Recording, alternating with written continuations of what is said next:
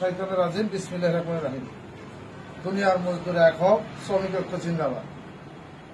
বগুড়া জেলা বাস, minibus, coach, microbus পরিবহন শ্রমিক ইউনিয়নের 450-এর সম্মানিত সদস্য শ্রমিক ভাইরা, সবার প্রতি আমার আন্তরিক সালাম ও অভিনন্দন। বিষয় আমাদের শ্রমিক ইউনিয়নের অভ্যন্তরীণ বিষয়ে কমিটি বিষয়ে কিছু সমস্যার ত্রুটির কারণে গত 25 তারিখে আমাদের সেক্রেটারি সাহেব মতিউর রহমান মতি আমাদেরকে নিয়ে মিটিং করে। মিটিংয়ে বলে যে ঠিক আছে, আমরা আমাদের দুঃখ বেদনার কথা শোনার পরে উনি বলবেন যে ঠিক আছে 7 তারিখে আপনি আমাদেরকে নিয়ে সভাপতির সাথে আমাদেরকে নিয়ে শ্রমিক ইউনিয়নের বিষয়ে বসবেন। মিটিংয়ে আমাদের ক্ষোভ ছিল যে সাধারণ মৃত ব্যক্তি টাকা পাচ্ছে না, মেয়ের বিয়ের টাকা পাচ্ছে না, তারপর শিক্ষা ভবতি ভাতা দিতে পারছি না, শ্রমিক ইউনিয়নের কোনো এই বিষয়ে মিটিং নাই, শ্রমিক ইউনিয়নের সময়সূচি পার হয়ে গেছে।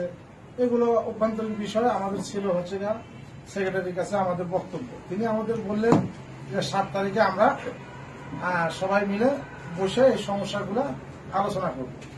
ইতিমধ্যে আমরা যার যার কর্মে আমরা সবাই চলে যাই। আমি গাড়ি চালাই, গাড়িতে চলে গেছি। আজকে আসছি, আসার পরে শুনতেছি যে আমার কমিটির সাধারণ সম্পাদক ছোট ভাই কবিরকে বহিষ্কার করা হয়েছে এবং কোষাধ্যক্ষ নবীকে বহিষ্কার করা হয়েছে। আমাদের শ্রমিক ইউনিয়নের আর একটা সদস্য হিমু ছোট ভাইকে বহিষ্কার করা হয়েছে। আমি এই সংগঠনের সাংগঠনিক সম্পাদক। আমি বুঝতেই পারলাম না বিনা নোটিশে কেমনে কিভাবে তারা তাদেরকে বহিষ্কার করবে, তাদের অপরাধ কি, এটা আমি জানলামই না, অথচ তারা বহিষ্কৃত হয়ে গেল। আমার বক্তব্যটা এরকম যে একটা সংগঠন যেখানে 27টা নেতা শ্রমিকরা ভোটের মাধ্যমে নেতা হয়ে আসছে, তাদের দোষ ত্রুটি ভুল ভ্রান্তি থাকতেই পারে। সেটা আগে আমরা তাদেরকে নোটিশ করে ডেকে আমরা যদি সমস্যার সমাধান করতে পারি, আমরা যদি না পারি তাহলে আমাদের দাতা উপদেষ্টা আছে, আরো অনেক উপদেষ্টা আছে, সিনিয়র নেতৃবৃন্দ আছে, তারা বসে সমস্যার সমাধান করে দিবে।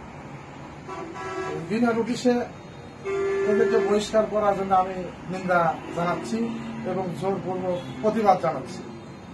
পরিশেষে আমি আমার দাতা উপদেষ্টা সভাপতি সাহেব, সেক্রেটারি সাহেবকে আবার অনুরোধ করতেছি যে বিষয়গুলো নিয়ে আমরা সবাই বসে বিষয়গুলো যাতে সুন্দরভাবে নিরসন হয়, এই বলে আমি আমার বক্তব্য শেষ করছি। দুনিয়ার মধ্যে রাখা শ্রমিক ঐক্য জিন্দাবাদ।